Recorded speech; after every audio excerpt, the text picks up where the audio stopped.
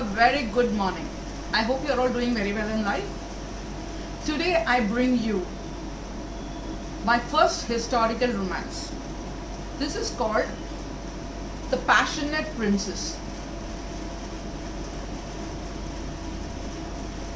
It is the first in the Princess series. I call it the Princess series because the story is all about different kinds of princesses who have lived in yonder India. But the stories themselves are standalones and set in different parts of time. This particular book is called The Passionate Princess. It is set in the 15th century. It's between the year 1481 and 1485. What I would like to mention here is this doesn't follow the story of any particular person who really lived in history. There is no character. I call it a historical romance because it is set in that time. What I have done is I have done a lot of background research of how this particular part of India, the kind of culture, the tradition and whatever they had and those kind of clothes they wore and the kind of jewelry they wore and the kind of travel they did and around the area and everything. I have done a research on that and that is how I presented the book. The characters themselves are all totally from my imagination.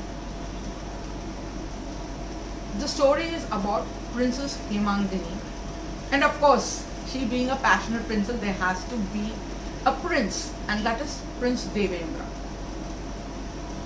Prince Devendra, he goes hunting in the forest. He belongs to the kingdom called Indrapuri, and he goes hunting in the forest. And after 2 days, he reaches the border of the forest on the other end.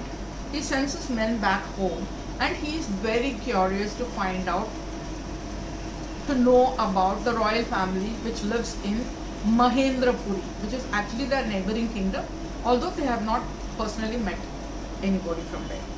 So he goes there, and guess what happens? The moment he enters the palace garden, Hemangini throws herself into his arms. Well, she doesn't really mean to do it. She's playing with her mates.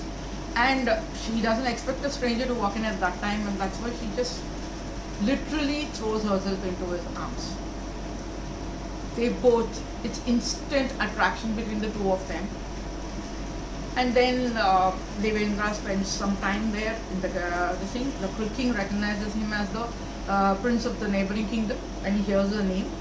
And they get to know each other and soon decide that they would like to marry each other.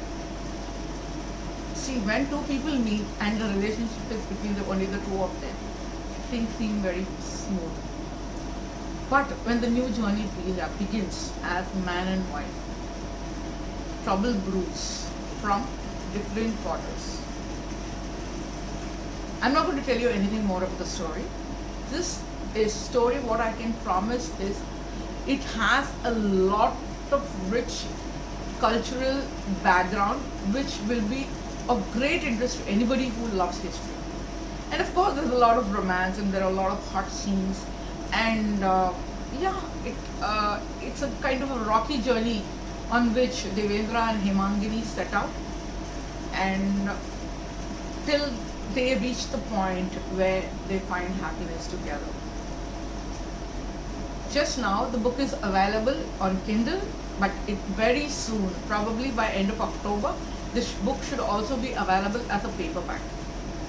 If you enjoy reading a romance set in history, I promise you will love this book. It has been #1 bestseller in the historical romance category on Amazon for 3 full months after its release.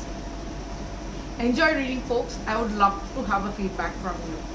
Thank you for listening to me. Have a great day.